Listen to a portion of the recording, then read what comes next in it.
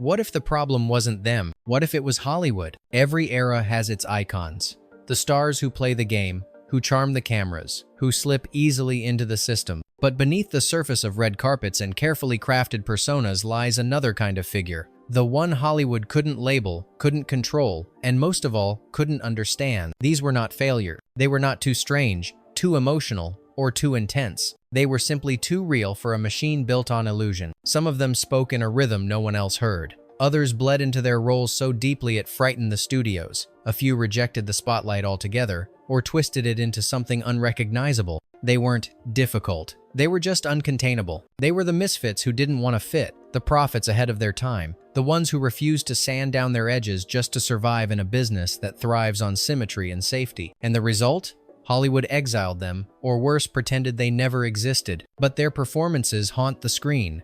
Their presence lingers. And today, we look back not to explain them, but to admit we never could. Which of these 20 stars do you believe Hollywood feared because it couldn't define them? 1. Peter Lorre, the face that haunted the system. Peter Lorre didn't look like a leading man, and that terrified Hollywood. His bulging eyes, his uneasy silence, the way he spoke like he was already keeping a secret. He was everything the studio system didn't know how to sell, but Lorre didn't care. He emerged from the shadows of German expressionist cinema, where ugly meant powerful. In M1931, he played a child killer with such depth that audiences didn't know whether to fear him or pity him. When he arrived in Hollywood, he was typecast immediately: villains, creeps, madmen. But the truth was more complex. Beneath the roles, Lorre delivered heartbreak, loneliness, vulnerability. He was smarter than the scripts, deeper than the characters. His collaborations with directors like Fritz Lang and John Huston revealed an artist not just playing outsiders but living them. Hollywood never trusted Lorre. He was too odd, too real, too foreign. The system needed polished stars. Lorre offered raw nerves. Even in death, his legacy remained misunderstood. He wasn't a grotesque supporting act. He was a tragic genius, speaking the language of the misfit before Hollywood even had a vocabulary for it. Was Peter Lorre ever truly acting or simply reflecting back the unease Hollywood tried to bury? #2.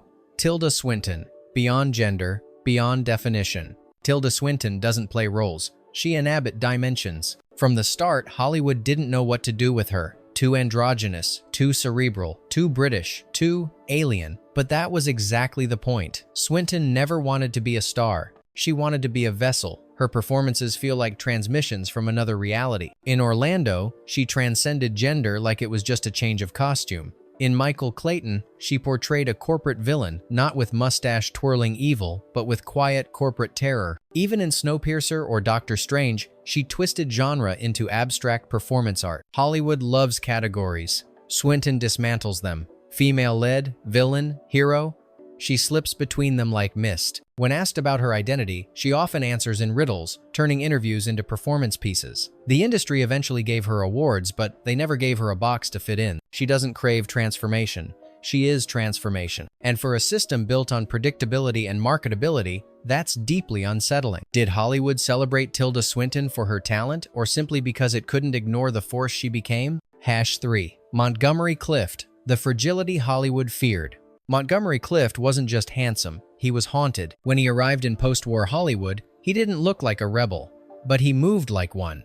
His performances weren't theatrical, they were internal earthquakes. In A Place in the Sun and From Here to Eternity, he didn't speak his pain, he carried it, visibly, like a weight he couldn't set down. Unlike Brando's brute force or James Dean's rage, Clift brought a gentle ache to masculinity. But Hollywood didn't know how to handle that. Vulnerability, after all, wasn't profitable. They wanted strong jaws and tough decisions, not trembling hands and silences that scream. His personal life became a battleground. Struggles with identity, with addiction, with grief. After a near-fatal car crash, the industry watched him unravel, unsure whether to save him or exploit the wreckage. Even in decline, Clift refused to become a caricature. He wasn't there to entertain. He was there to feel so deeply it made people uncomfortable. Did Montgomery Clift fade because of his demons, or because he showed Hollywood a kind of truth it never wanted to see? #4. John Cassavetes, the anarchist of emotion. John Cassavetes didn't just act. He tore holes in reality. To Hollywood, he was a nuisance, an actor who kept asking, why? A director who didn't care for coverage shots or happy endings. But to cinema, He was a revolution. He saw the polished surfaces of studio films and set out to expose the cracks underneath. Cassavetes financed his films by acting in mainstream productions, then turned around and poured the money into raw, unscripted explorations of human chaos. A Woman Under the Influence, Faces, Husbands, they weren't movies, they were emotional minefields. He wasn't looking for Oscar moments. He was looking for truth in the breakdown. Actors adored him, studios avoided him. He refused rehearsals, encouraged improvisation, and treated every scene like a collision. Hollywood had no idea what to make of him. He wasn't marketable. His films didn't test well, but they lasted because they exposed the soul, and the soul doesn't follow three-act structure. Was Cassavetes misunderstood? Or was he the only one who ever understood what Hollywood was trying so hard to avoid? #5. Dennis Hopper, the visionary they labeled crazy. Dennis Hopper was never difficult. He was just 10 years ahead of everyone else. From his early roles under James Dean's shadow to his directorial debut in Easy Rider, Hopper brought with him a vision of America that Hollywood wasn't ready for: raw, rebellious, drug-fueled, and deeply disillusioned. He didn't want to be a star. He wanted to blow up the idea of stardom. Easy Rider rewrote the rules of independent filmmaking, grossed millions, and launched a new era. But what did Hollywood do? They shut him out. His follow-up, The Last Movie, was too strange, too bold, too unwilling to compromise. Suddenly, the system labeled him unreliable. Not because he failed, but because he succeeded without their permission. Hopper spiraled. Drugs, fights, exiles. But the truth? He kept creating. Blue Velvet, Apocalypse, Now, Hoosiers. He always returned, reshaped, but never tamed. Was Dennis Hopper's chaos a flaw, or was it the price of seeing the future too early? #6. Gena Rowlands, the woman too real for the spotlight. Gena Rowlands didn't act, she bled. While other actresses gave performances, Rowlands gave herself. In films directed by her husband, John Cassavetes, she unleashed something Hollywood had no language for: female rage, vulnerability, delirium without apology. In A Woman Under the Influence, she didn't portray madness, she danced with it. In Opening Night, she became every actress aging out of a system that only valued beauty, not truth. Her face told stories even when silent. Her voice cracked not for effect, but because the emotion broke through first. Hollywood admired her. From a distance, they gave her awards, then forgot her. She wasn't commercial, she was combustible, too raw to brand, too honest to replicate. You can't mass-produce Gena Rowlands. You can only witness her, and then ask yourself why we're so rarely allowed to see women that human on screen. Did Gena Rowlands vanish from the spotlight? Or was she just too bright for Hollywood to bear? #7. Mickey Rourke, the artist who chose ruin over obedience. Mickey Rourke could have been huge. He had the looks, the talent, the presence. Hollywood offered him stardom on a silver platter, and he threw it back. In 9.5 Weeks and Angel Heart, Rourke exuded danger, sensuality, a kind of damaged magnetism that didn't fit the leading man mold. But he didn't want to be another celebrity. He wanted to feel something real. When the roles stopped satisfying him, he walked away from film into the boxing ring. His face broke, his voice deepened, and when he came back, he wasn't the same. But he was honest. In The Wrestler, he didn't play a fallen icon. He was one. The pain was real. The regret, unfiltered. No vanity, no artifice. Hollywood didn't know what to do with that. They wanted a comeback. He gave them confession. Rourke was never difficult. He was just unwilling to lie on screen or off. Was Mickey Rourke's downfall a tragedy or a final act of artistic defiance? #8.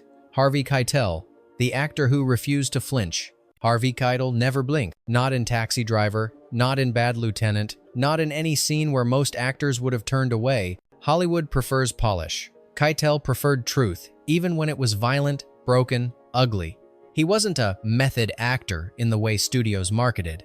He was more dangerous than that. He believed every word. Before De Niro became the icon, Keitel was Scorsese's original muse. While others chased awards, Keitel chased roles that scared him: priests with shattered faith, cops addicted to self-destruction, criminals with codes no one else understood. Studios feared him. He wasn't pretty. He wasn't safe. He didn't act, he confronted. Even when blacklisted, even when cast aside, Keitel never softened. He kept digging, and in doing so, he carved a place for brutal honesty in an industry that thrives on illusion. Did Hollywood sideline Keitel because of his intensity or because he held a mirror too close to its soul? #9. Klaus Kinski, the madman Hollywood couldn't cage. Klaus Kinski was terrifying on screen, and off. But genius often is. To call him eccentric would be a disservice. Kinski was volcanic. In Aguirre, the wrath of God, he didn't play madness, he embodied it. Director Werner Herzog risked his life just to capture it. Hollywood flirted with him, then backed away. Too unpredictable, too volatile. But it was that very danger that made his performances unforgettable. He wasn't just acting, he was channeling something primal, something unnerving. Even when he whispered, it sounded like a scream trying to escape. The industry branded him a liability. But audiences couldn't look away. He shattered the line between man and myth and dared the camera to try and catch him. Was Klaus Kinski out of control, or was he the only one brave enough to lose control on purpose? Hasson 0. Gene Wilder, the man who made madness beautiful. Gene Wilder didn't just perform comedy. He tiptoed along its edge, where laughter turns into a scream. Most comedians beg to be liked. Wilder did the opposite. He unsettled. In Willy Wonka, he was charming until he wasn't. In Young Frankenstein, he took parody to operatic heights. And in The Producers, he melted down with such sincerity, it became poetry. What made him dangerous wasn't his humor, it was his stillness. The pause before the punchline. The glint of something deeper behind every wide-eyed grin. Hollywood wanted him to be funny. He insisted on being human. He never chased roles. He disappeared for years at a time. He refused the spotlight when it didn't serve the story. He wasn't chasing laughs. He was chasing truth. And sometimes that truth was absurd, aching, or terrifying. Gene Wilder didn't fit the mold of a leading man, nor the clown. He hovered between laughing at the darkness and daring you to join him. Was Gene Wilder merely whimsical?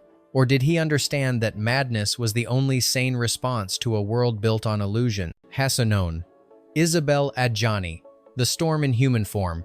Isabelle Adjani doesn't act. She erupts. In Possession, she gave a performance so raw, so unfiltered, it left audiences disturbed and speechless. Her body convulsed, her voice broke into screams, her soul poured out like blood on concrete. Hollywood likes actresses who are intense but controlled. Adjani shattered that rule. Her roles weren't characters. They were possessions of grief, madness, ecstasy, violence. She won awards. But the system didn't know how to use her. Too foreign, too explosive, too real. She didn't play the muse, she played the apocalypse. Even in French cinema, she was seen as extreme, but extremity was her language. She burned through roles that others would whisper. She refused to simplify trauma for comfort. She showed it in its full, devouring force. Adjani wasn't misunderstood because she was difficult. She was misunderstood because she felt too much and refused to apologize. Was Isabelle Adjani too much for Hollywood? Or was she simply the embodiment of everything it tries to suppress? Hasson 2. Donald Sutherland. The ghost in every room. Donald Sutherland never overacted. He hovered. In every film from Clute to Don't Look Now to Ordinary People, he was present without demanding attention. He could dominate a scene with a whisper, unsettle you with a glance, disappear into silence, and still be unforgettable. Hollywood didn't quite know what to make of that. He wasn't flashy, he wasn't conventional, he was quietly radical. He didn't play heroes, he didn't play villains. He played people on the brink of collapse, of revelation, of vanishing. His restraint was his rebellion. While others shouted, he observed, and in doing so, he exposed the emptiness behind the noise. He never became a blockbuster star. He didn't need to. His power was cumulative. You didn't leave the theater thinking about him, but later, when you couldn't sleep, his face returned. Did Hollywood overlook Donald Sutherland because he didn't scream for attention or because he reflected back the things no one wants to confront? Hasson 3. Sean Young, the star who refused to behave.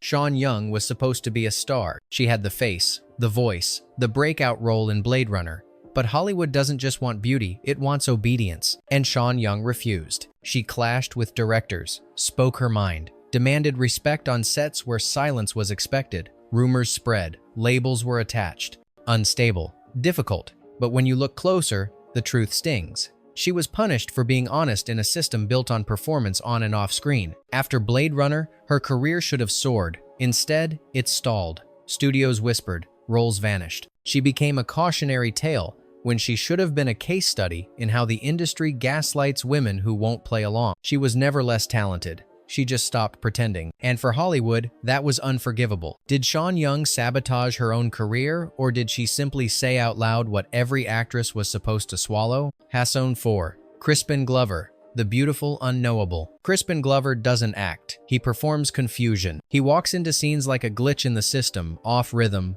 off script, often off-putting.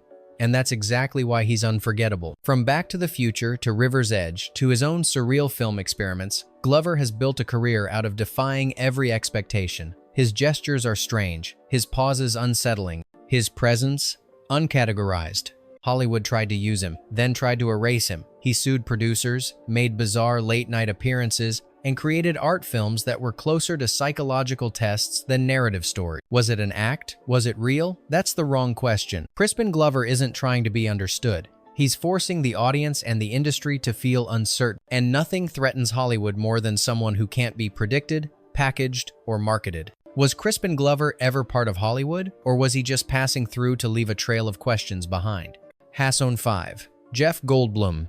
The charisma of the unexplained. Jeff Goldblum speaks like a jazz solo, hesitant, lyrical, weirdly profound. He turns exposition into poetry, turns background roles into centerpieces. He's not playing quirky, he's channeling chaos with a grin. From The Fly to Jurassic Park to the Grand Budapest Hotel, Goldblum never disappears into a role. He filters the role through himself. Every twitch, every cadence, every odd phrasing is a signature. He doesn't melt into characters. He bends characters around his own wavelength. Hollywood admired him but never quite trusted him. He wasn't leading man material in the traditional sense. Too odd, too smart, too undefined. But that's what made him unforgettable. In an industry obsessed with clarity, Goldblum is an open-ended sentence. He didn't break the mold. He refused to acknowledge it existed. Is Jeff Goldblum just eccentric, or is he proof that true originality can't be decoded? #6. Tim Curry. The weaponization of weird. Tim Curry never tried to be normal. He made weirdness into a superpower and wielded it with precision. From the moment he stepped onto the screen in the Rocky Horror Picture Show, Curry redefined what presence meant. He didn't just command attention, he devoured it, licked the bones, and winked on his way out. Frank-N-Furter wasn't a role, it was a provocation. Hollywood didn't know what to do with him. He was too magnetic to ignore, too subversive to embrace. He could play horror, It, comedy, Clue, drama, The Hunt for Red October, but he never softened. He never made himself safe. Curry made audiences uncomfortable for a reason. He held up a mirror to their fears, desires, and contradictions, and smiled. He didn't seek mainstream validation, he disrupted it. Was Tim Curry too theatrical for Hollywood, or was he simply showing us the truth beneath its costume? Hasson 7. Joaquin Phoenix, the chameleon who won't explain. Joaquin Phoenix doesn't play roles. He dives into psychic abysses and resurfaces with something unspeakable. From Gladiator to The Master to Joker, Phoenix refuses to act the way actors are supposed to. He shuns press tours, sabotages interviews, melts down on talk shows. At one point, he faked a total mental collapse just to question the nature of celebrity itself. Hollywood rewards transformation. Phoenix erases himself entirely. What returns is often disturbing,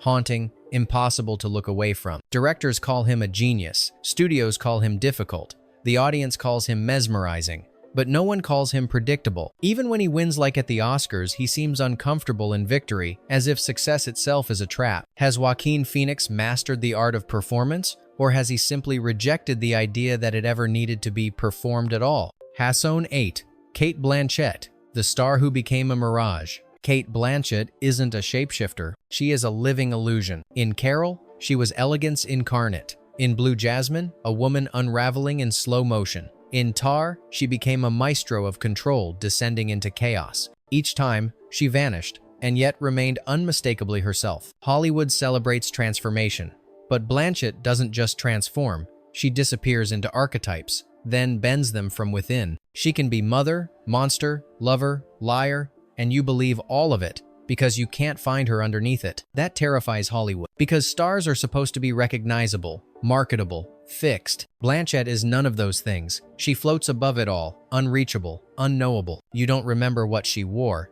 You remember how she made the air feel. Is Cate Blanchett the greatest actress of our time, or a mirror reflecting everything Hollywood wants but can't possess? Hasson. Orson Welles, the genius they tried to silence.